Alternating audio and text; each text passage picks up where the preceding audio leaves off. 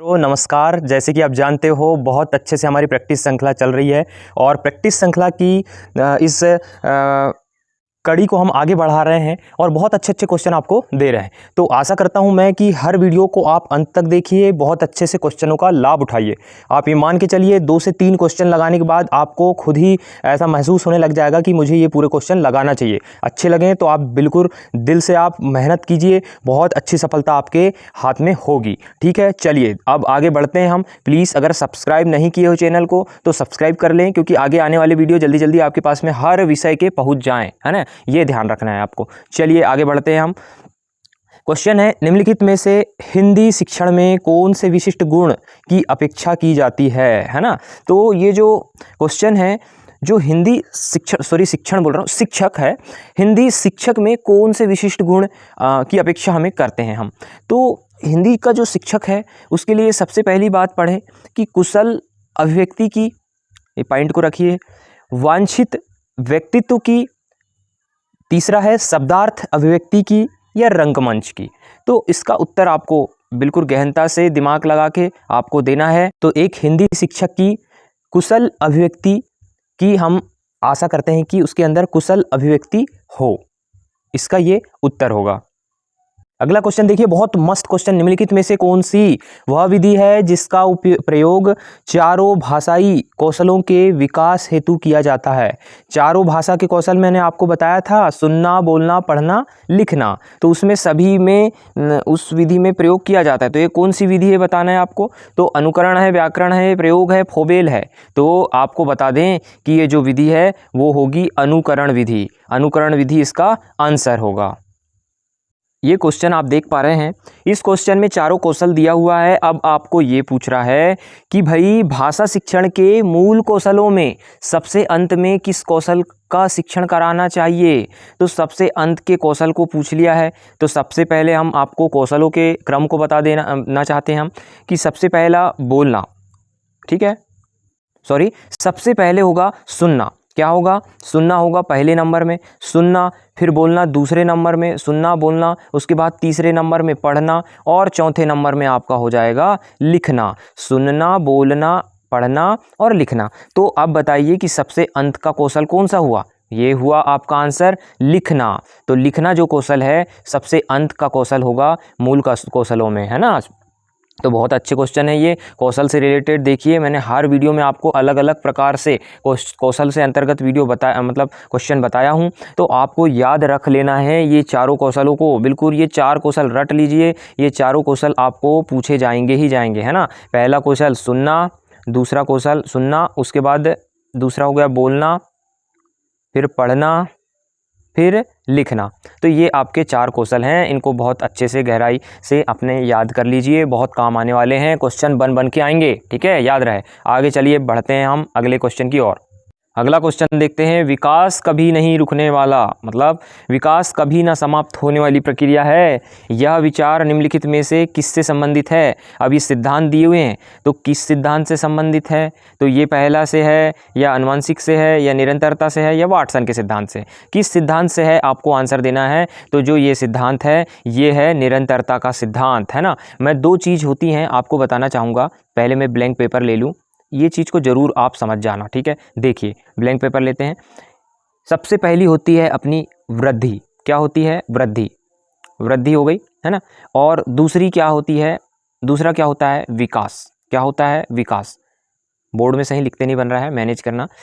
तो वृद्धि और विकास के बारे में सबसे पहले तो आप जान लें कि वृद्धि जो होती है ये शारीरिक रूप से होती है। कैसे होती है? शारीरिक रूप से होती है। यदि आपके पैरों का साइज बढ़ रहा है, हाथों का साइज बढ़ रहा है, हाइट बढ़ रही है आपकी, है ना, जो भी चीज़ें शारीरिक बढ़ रहा है तो वो हो गई वृद्धि। और विकास क्या हो गया? विकास वो हो गया जब आपके दिमाग का विकास हो रहा है। यदि आप कोई चीज़ें सीख रहे हैं, है ना, कोई चीज़ सीख रहे हैं तो आपके मन में विकास हो रहा है, ठीक है। तो ये आपके अंदर के जो गुण हैं, गुण अच्छे हो रहे हैं या कुछ सीख रहे हैं तो ये हो गया आपका विकास और वृद्धि शारीरिक रूप से, मतलब कि इसको बोल देंगे ये शारीरिक हो गया और ये हो गया मानसिक। मानसिक रूप से अगर विकास हो रहा है आपके मानसिक तरीके से तो वो विकास कहलाएगा, और यदि शारीरिक रूप से यदि आपकी जो विकास हो रहा है वृद्धि हो रही है तो उसको हम क्या कहेंगे, वृद्धि कहेंगे। ठीक है, ये चीज़ें थोड़ा याद रखना, उसी से रिलेटेड आपका ये क्वेश्चन था। तो विकास जो कभी ना रुकने वाली जो प्रक्रिया है वो निरंतरता का सिद्धांत है। मरते तक भी व्यक्ति सीखता है, यदि मरते मरते भी किसी ने कुछ सिखा के बता दिया तो उस समय भी मरने वाला व्यक्ति भी सीख जाएगा। मतलब कि जन्म से लेकर के मरते तक, अंत तक निरंतर वो सीखते रहता है, विकास कभी समाप्त नहीं होता है, याद रखना है। ठीक है, चलिए आगे बढ़ते हैं। बहुत अच्छे से मैंने आपको बताया हूँ, समझ आया होगा आशा करता हूँ मैं। अगला क्वेश्चन देख पा रहे हैं आप, निम्नलिखित में से अनुकरण वाचन के कितने भेद होते हैं। अब अनुकरण वाचन जो होता है ना उसके कितने भेद होते हैं आपको बताना है। तो जो इसका आंसर होगा 2 भेद होते हैं। कितने भेद होते हैं, 2 भेद होते हैं अनुकरण वाचन के, याद रहे। अगला क्वेश्चन देखिए, निम्नलिखित में से पढ़ना सिखाने के लिए साहचर्य प्रणाली का निर्माण किसने किया था। तो साहचर्य प्रणाली का जो निर्माण किया था वो किया था मोंटेसरी। किसने किया था, मोंटेसरी ने किया था, याद रखना है, बहुत इंपॉर्टेंट है। साहचर्य प्रणाली दिया था ये मोंटेसरी ने दिया था। किसने दिया था, मोंटेसरी ने, ये याद रखेंगे आप, है ना। क्वेश्चनों में प्रैक्टिस में यदि मैं बताता हूँ तो उसके पहले ही आप अपना उत्तर दिमाग में ला लिया करो, है ना। अगला क्वेश्चन है, निम्नलिखित में से वर्ण किसे कहते हैं।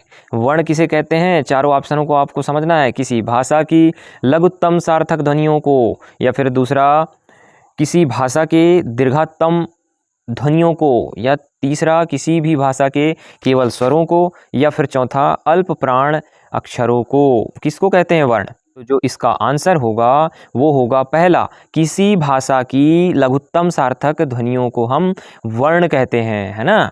ठीक है, ध्यान रहे, ऐसी ऐसी परिभाषाएं आपको पूछ ली जाती हैं और बहुत डीपली चीज़ों को पूछा जाता है। आजकल के क्वेश्चन जो ऐसे आने लगे हैं ना, इसी टाइप के क्वेश्चन आने लगे हैं, तो आपको ध्यानपूर्वक क्वेश्चनों को करना है, क्योंकि क्वेश्चनों का पैटर्न अब थोड़ा बदल चुका है ना, शॉर्ट में क्वेश्चन नहीं आते हैं अब। तो आपकी आशा करता हूँ बहुत अच्छी तैयारी चल रही होगी, प्रैक्टिस में बहुत सारी करा रहा हूँ। हर वीडियो में आपको बहुत अच्छे अच्छे क्वेश्चन दे रहा हूँ मैं। हर वीडियो को देखिए और रिवीजन करिए, बार बार वीडियो को देखिए, आपकी बहुत अच्छी तैयारी होने वाली है। ठीक है, चलिए आगे बढ़ते हैं। अब बताना है आपको, एक विधि से रिलेटेड क्वेश्चन है, निम्नलिखित में से किस विधि में शिक्षण अधिगम प्रक्रिया को देखा नहीं जा सकता, सिर्फ अनुभव किया जा सकता है ना। देखा नहीं जा सकता, शिक्षण अधिगम को अनुभव किया जा सकता है, ऐसी कौन सी विधि है। तो अब आपकी ये विधि होगी पर्यवेक्षित निर्देशित अध्ययन विधि। इसमें क्या होता है, शिक्षण अधिगम प्रक्रिया को देखा नहीं जा सकता, अनुभव किया जा सकता है ना। तो ये इसका आंसर आपका होगा। अगला क्वेश्चन देखिए, निम्नलिखित में से सूक्ष्म शिक्षण के लिए क्या आवश्यक नहीं है।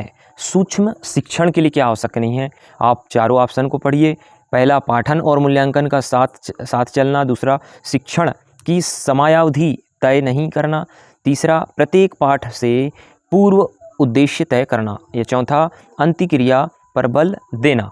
तो उसका उत्तर होगा शिक्षण की समयावधि तय नहीं करना, इसका क्या उत्तर होगा। अब अगला क्वेश्चन देखिए, बहुत अच्छा क्वेश्चन है, ऐसे ही क्वेश्चन पूछे जा सकते हैं। किसी भी नवीन भाषा है, कोई नवीन भाषा है, ठीक है, किसी भी नवीन भाषा को जानने के लिए मातृभाषा का आधार कार्य करती है, मातृभाषा का कार्य करती है। तो ये किस विधि से रिलेटेड है ये, तो ये है व्याकरण अनुवाद विधि। व्याकरण अनुवाद विधि क्या मातृभाषा का काम करती है ना। तो कोई भी भाषा को जानना है तो उसकी व्याकरण को जानना जरूरी है। अगर इंग्लिश जानना है आपको तो व्याकरण पढ़नी होगी, है ना, अनुवाद पढ़ना होगा, तभी आप उस भाषा को अच्छे से जान पाएंगे। अगला क्वेश्चन देखिए, निम्नलिखित में से शुद्ध शब्द का चयन कीजिए, है ना। अंगूर, अलंकार, अंश, अस्पताल। ठीक है, देखिए अब आपको शुद्ध शब्द का चयन करना है। ठीक है, तो सबसे पहले तो गलत हटा दीजिए। तो देख पा रहे हैं आप ऑप्शन, अंगूर, अलंकार, अंश, अस्पताल। तो इसमें शुद्ध जो शब्द होगा वो होगा अंश। ठीक है, बाकी सब अशुद्ध है। चलिए आगे बढ़ते हैं। अगला क्वेश्चन है, निम्नलिखित में से कौन सा वाक्य अपादान कारक का सही उदाहरण है। तो देख पा रहे हैं आप, ऑप्शन पढ़ेंगे सबसे पहले तो, शिकारी ने शेर को बंदूक से मारा, शिकारी ने शेर को बंदूक से मारा। सोहन ने मोहन को मारा, आपने मुझे हानि से बचाया। सुनीता रोहन की बहन है। अब आपको इसमें देख पा रहे हैं यहाँ पे जो इसका उत्तर होगा ये होगा आपने मुझे हानि से बचाया। आपने मुझे हानि से बचाया, ये अपदान कारक का सही उदाहरण है। देखिए कितना कंफ्यूज करने वाला क्वेश्चन है, ऐसे क्वेश्चन को आप समझते हुए चलना है, ठीक है। अगला क्वेश्चन है निम्न में से तृणा का अर्थ क्या होगा। तृणा का अर्थ होगा आकांक्षा, ठीक है, याद रखेंगे, ये बहुत इंपॉर्टेंट है क्योंकि बहुत सी बुकों में ये दिया हुआ नहीं है ना। तृणा का जो अर्थ है वो आकांक्षा है। अगला क्वेश्चन देखते हैं।